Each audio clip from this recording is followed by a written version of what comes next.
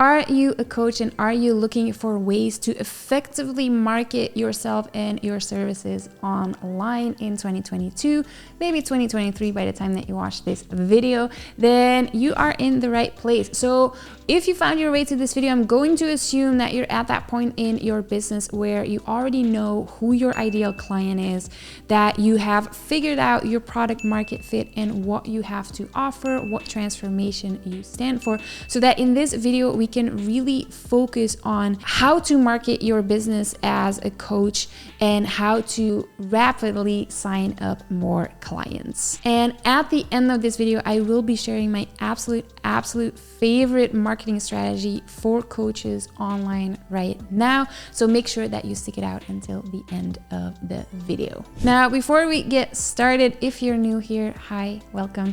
My name is Yoka. I am the founder of Unbound Creative Agency, where we help entrepreneurs launch and scale profitable personal brands. So we basically teach people and help people grow and scale their brands online so that they can attract leads into their pipeline, into their business, and sign up more clients. If that's something that you want to learn more about, make sure to hit the subscribe button and the notification bell to get updates on future videos. And then without further ado, let's get to it. So when it comes to marketing for coaches or marketing your coaching business, there are sort of 3 stages that you go through. So again, this is assuming that you have your product market fit nailed down, that you know who your ideal client is. And if that's the case, there are sort of 3 stages that you go through when it comes to effectively marketing your business. And this is something that I feel a lot of marketers don't talk about, and they immediately go to, oh, here's how you grow your Instagram, or here's how you grow YouTube, and within 3 months you're gonna have so many clients. And that's not really how content marketing works. So there are different stages to it, and that's what I sort of want to address in this video. So when we look at the stages, the first stage would be you're testing things out. The second stage would be you're perfecting what works. And then the third stage would be, now that you know what works, you're putting your money behind it and you're actually using paid advertising to sort of increase your reach even more. So let's take a look at those 3 different stages and how that translates into you marketing your coaching business effectively. So the first stage is your testing, and this is a stage anywhere from 6 to 12 months. And this is sort of why I said I feel like a lot of marketeers don't talk about it. When it comes to content marketing, there is no one holy grail for each and every business. This is really something that you will have to make work for you, and that in a way can be frustrating. Or if you look at it like this, it can also be play and fun, and it can be sort of a stage where you just figure out for yourself what type of content that you really like creating, while also looking at what type of content really resonates with your ideal client. So during this testing stage is really where you're gonna figure out where your ideal client is hanging out online.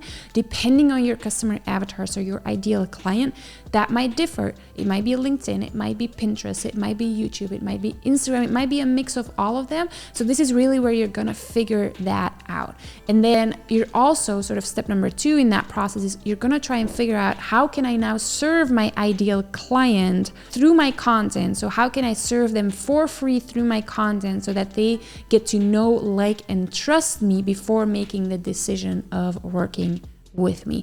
So that can be in the form of tutorials on YouTube, it could be carousels on Instagram, it can be quick tips in Instagram Reels or TikTok videos, it can be going live on LinkedIn. So this is really, again, where you play around and you figure out, how can I serve my audience? How can I really help them out already for free? Of course, without giving away everything you have to offer, but it is a great way to showcase the type of transformation that they would get if they were working with you one-on-one or signing up to your group program. And then sort of step number 3 in that process is creating a bunch of different types of content across platforms. And like I said, again, you play around with it to figure out both what it is that you like creating, while simultaneously looking at your analytics and seeing what works for your audience. And this is a tricky part, because a lot of us have our ego involved when it comes to creating content, or we think that we know what type of content our audience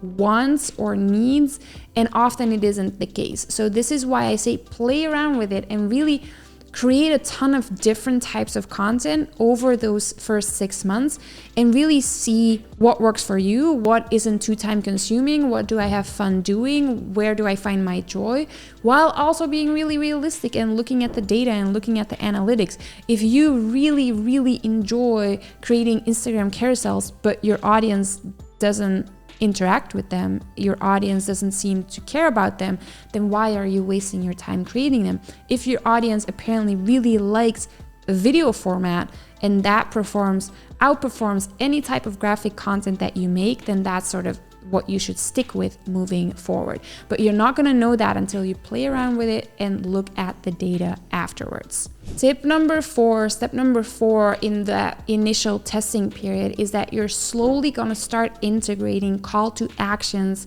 in your content. Now, that doesn't mean in every single piece of content, but you should know what the end goal of your content is. So if your content is for people to sign up to a free email list or a freebie or a free training, or maybe it might just be for them to book a call or to follow you, you have to actually include that call to action in your content. Otherwise, people will not do it. So that's, again, something that you figure out in those first 6 to 12 months. What type of call to action am I going to use? Am I going to send them directly to a landing page? Am I going to send them to a Calendly page where they can book a call? Or am I simply going to tell them like, hey, follow me if you want more advice, and then slowly take it from there. Step number 5 is one of the most important steps in this testing period, and this is the gathering of reviews or testimonials. Social proof is something really important when building a coaching business, whether that is in the health and wellness or personal development sector, or if you're a business coach.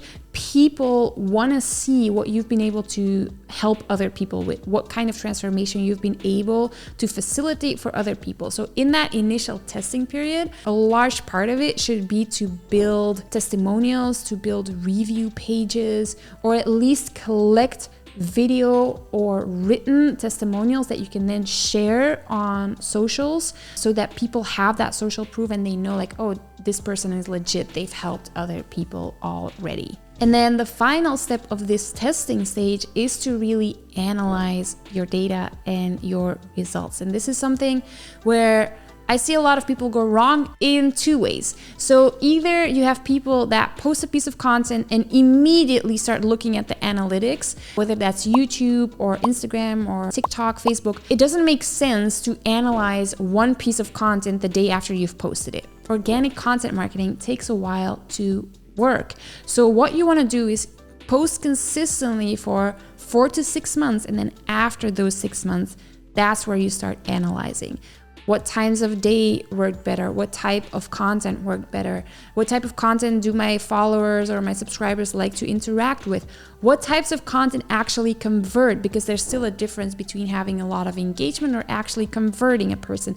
So this is really where you start looking at that, and then you leave your ego at the door. So this is the hardest part about content creation, especially if you've poured your heart and soul into it, especially if it is you appearing in the videos that you create. You still need to be able to look at it from a business perspective. You still have to be able to look at it from point of view where you are creating content to convert people into customers. And if you see that specific types of content simply are underperforming, or they're not doing what you hope they would do, stop creating them. And that's why I say leave your ego at the door. And that's the hardest part about content creation and content marketing, is that you really have to look at the data and take it from there. You don't look at what you think is working or what you wish was working or what you prefer creating the most. No, you look at the data and you keep creating the content that works, and you stop creating the content that doesn't work. And that sort of leads us into stage number 2, which is the stage where you're gonna be perfecting what works. And this is why it's so important to analyze your data, so that in this stage you can really hone down or hone in on what has been working for you.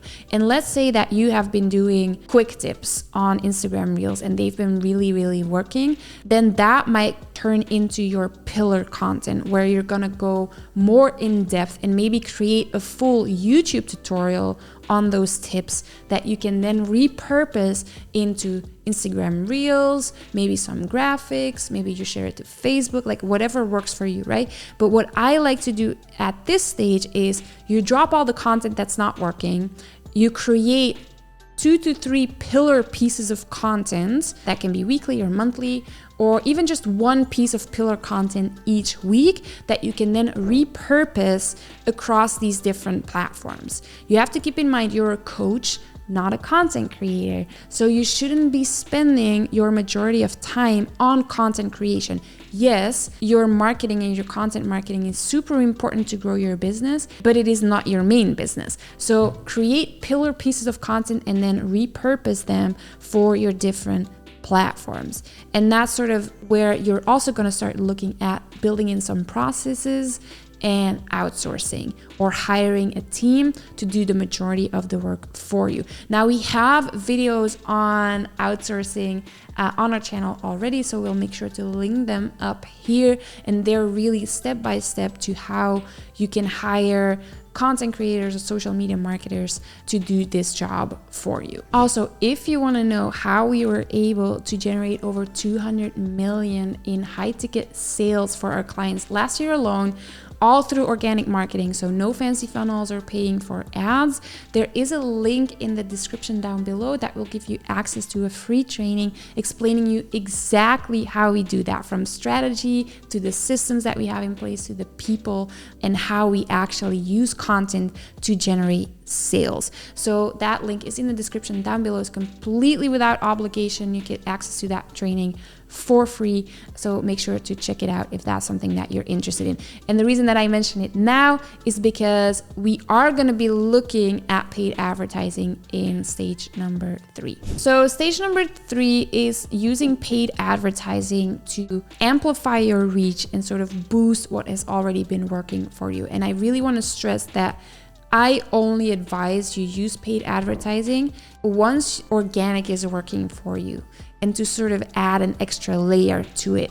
You need to prove that you can convert people off of your organic strategies before you start pushing ads, in my opinion.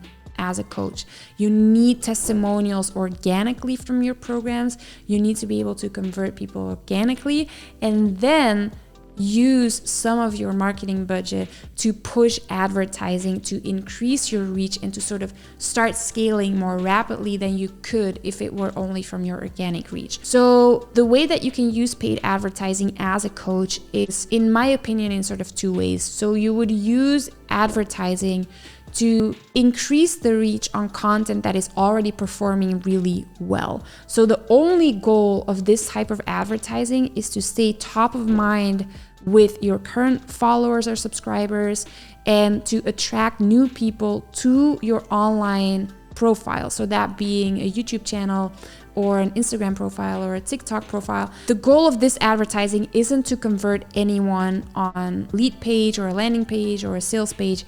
It is purely to grow reach and to grow your current online audience. The reason that I like this type of advertising is because it's less pushy than prompting people with conversion ads immediately when they don't know you. So I like to use this type of advertising first to stay top of mind with the people that have already interacted with my profiles, but also to reach a bunch of new people without them feeling like I'm trying to sell something to them immediately. And this is something that you could have running evergreen all year round. And then the second type of advertising is actual conversion advertising. So this is where you're going to use ads to drive people to a landing page, a sales page, trying to get them to book a call, anything that converts them from not being on your email list or not being a customer to being on your email list or being a customer. So that would only for me be the second stage of advertising. Make sure that you have some sort of an evergreen thing running and then retarget people that have interacted with the content into conversion ads. That's how I would do it. And if you leverage it like that, that's a really efficient way to scale your coaching business faster than you could with purely organic content. But again, I wouldn't use this approach until you have proven through your organic marketing strategies that you have a great product market fit, that people are converting, that you can get them results. and that you are ready for scaling, because that is a whole other beast in itself. If you're only doing one-on-one, you only have so much time. Like, I wouldn't necessarily use paid advertising to fill up your calendar because there's no like real scalability there. If you are doing group programs and you have a great network of support coaches and you are ready for scale, that's where you can look at advertising to sort of add that to your marketing mix. Then, as promised, I am gonna share my absolute favorite marketing strategy for coaches, and that is YouTube organic specifically. So there are ways to use YouTube when you're a coach where you can actually use tools to figure out what your ideal client is searching for on YouTube, and then based on that you can create content around those topics, optimize it in the back end of YouTube so that whenever someone is looking for those topics on YouTube, your videos pop up. It's a very natural way for people to find you.